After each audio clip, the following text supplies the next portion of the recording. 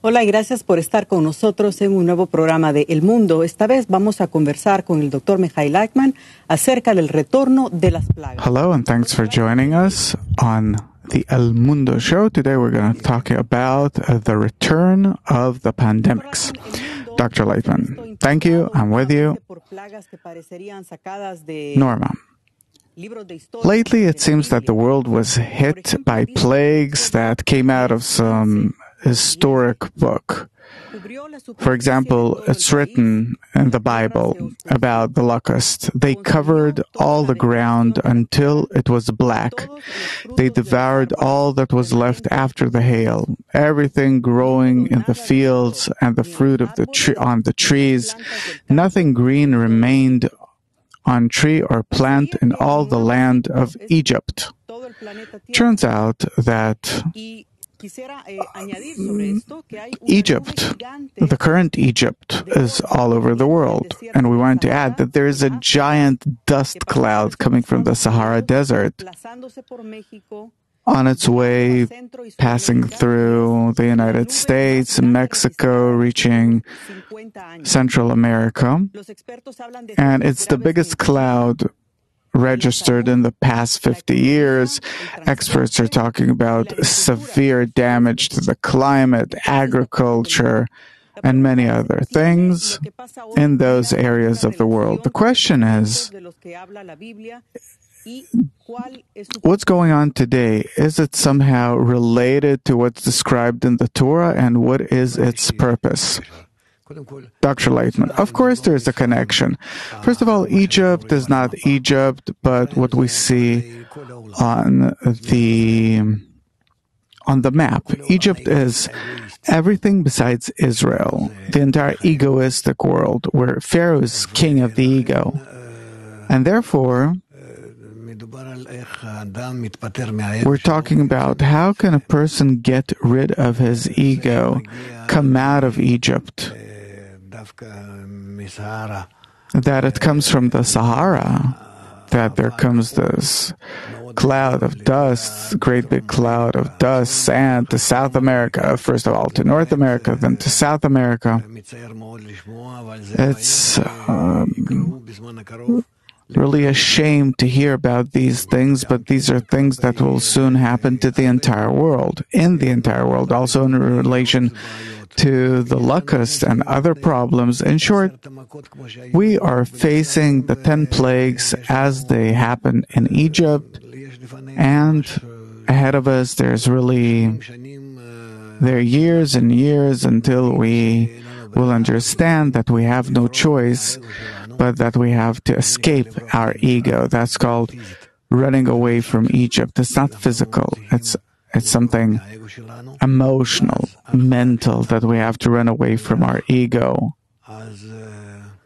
until we escape, until we calm things down. Nature will calm down, and then we will reach a good state, but not before that. Ahead of us, there's the entire world, not only the United States and Brazil or wherever this cloud reaches, but we're talking about the entire world. Norma, not long ago, there was an earthquake in Mexico. It was stronger than 7 on the Richter scale, and I have family in Central America, and they say that they feel really helpless. They feel helplessness. What do we do? What do we do with this feeling of helplessness? What does nature want from us? Nature wants for us to answer this question. What are we living for?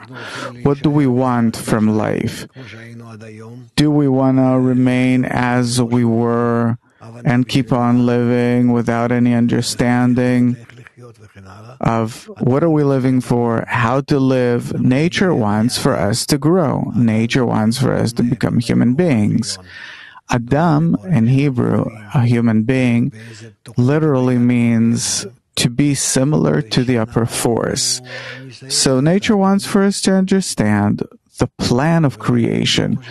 What kind of plan are we living in, and for us to facilitate this plan? I don't think that this is something that can be resolved by itself. The coronavirus is just the very first plague, after which, the very first blow, after which we will get many, many more blows until we will understand the plan of nature, and with the help of our knowledge, with the help of our intellect, and especially through realization, which is especially through our connection, will we be able to invert our evil nature and these blows for the better. Norma. In relation to that, if we're talking about these phenomena that are influencing Africa and other places, now there's also the locust that's coming to different countries, also in South America, Brazil, Uruguay, Paraguay, and they can move up to 150 kilometers a day. And the Agriculture and Food Committee of the UN defines it as the most destructive migrating blow in the world. Just to get a perspective, a cloud of 1 square kilometer of these insects can destroy crops that can feed 35,000 people. This gives us an example of what it means in terms of feeding the world, because this is really an area that exports crops to the entire world. And estimations say that more than 200 million people around the world will be on the verge of starvation due to these assumptions. The question is, why the corona and now this plague, why does it hit the most basic needs of the population of the world? Food. Dr. Lightman, look, we are living in a very special framework that's called nature. And our problem is that we're not relating any intellect or emotion to nature. We think that, it's something physical, something like this cup, like the moon, like the earth, We don't understand that behind all of this, there is a very special, tremendous, smart program. And this program is called the thought of creation. And this program is directing and activating and operating all of nature. And we are also a part of this program. As a part of it, like the still, the vegetative, and the animate. And we don't understand this program, and we don't care. We don't want to understand it. It's as if it's not putting any pressure on us. Now, because we have evolved to a state where we have to achieve this, the quality of nature, the program of nature, we are actually forced to understand it, to understand this program, and to become integrated in it, and to facilitate it, to control the entire world in an integral way. Unless we do it, we will find ourselves in a very unpleasant state of affairs. And so I'm actually happy that we've reached this state in the world where all people will have to understand that we have no choice. We have no way out. We have to understand where we're living, how, what for, how can we help nature become even more integral and global, and to behave in a good and nice way in relation to us. And how can we, human beings, also keep these things in a good and nice way? I really hope that we will do this This program is an open program. It's already revealed. And the wisdom of Kabbalah, it started becoming revealed in the past few centuries, and we Kabbalists are willing to open it and to explain it to everyone. And once we start using this program, we'll see how from one day to the next, nature is starting to calm down. And I really invite everyone to see these things, please.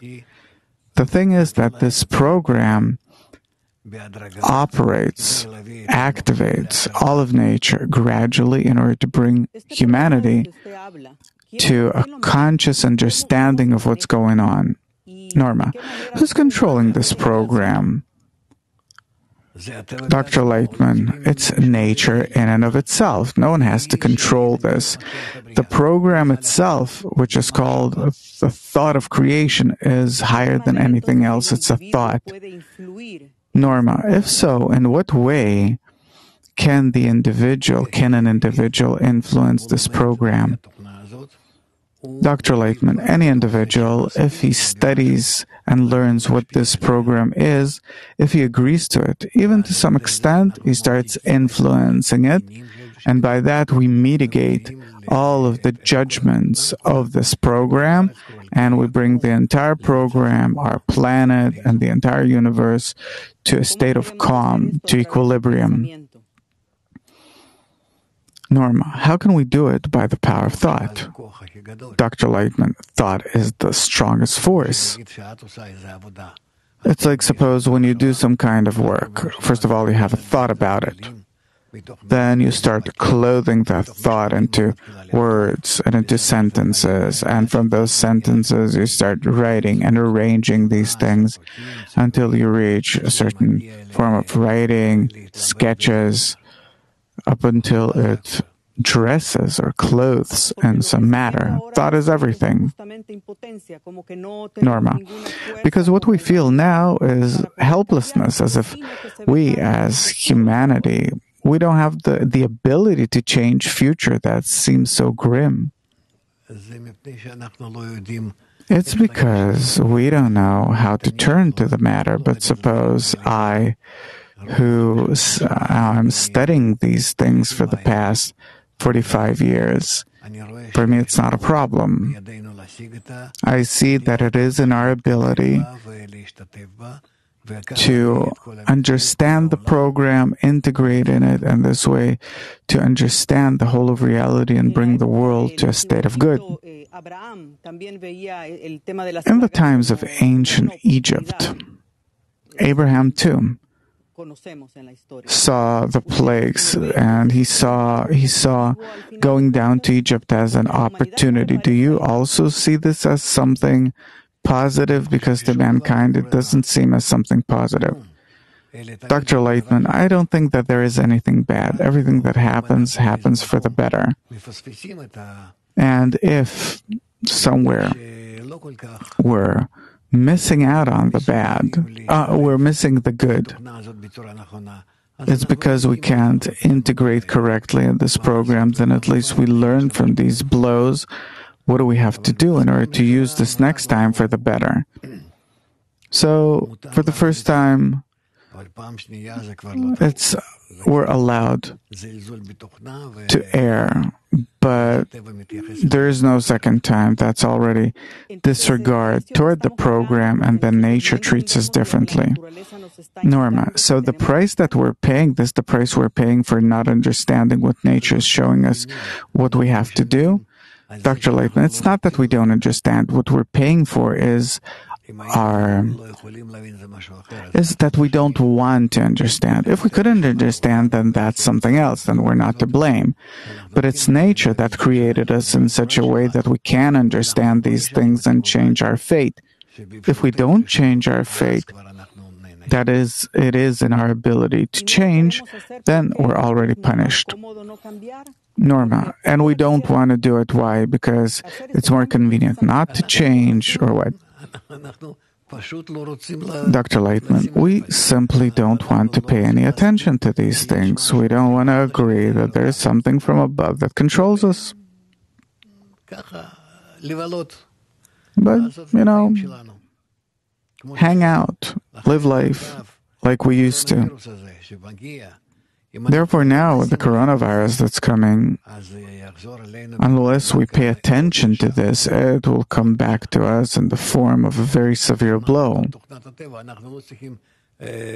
Because according to the plan of nature, we're not supposed to behave the way that we're behaving. We're not supposed to lock ourselves in. We're not supposed to close businesses. The complete opposite. We're supposed to behave differently, but what can you do? That's our problem. We're really limited in terms of our intellect, and we lack the proper emotions. Norma. So we have to better explain our perspective to the world. Thank you very much, Dr. Lightman. Dr. Lightman, thank you.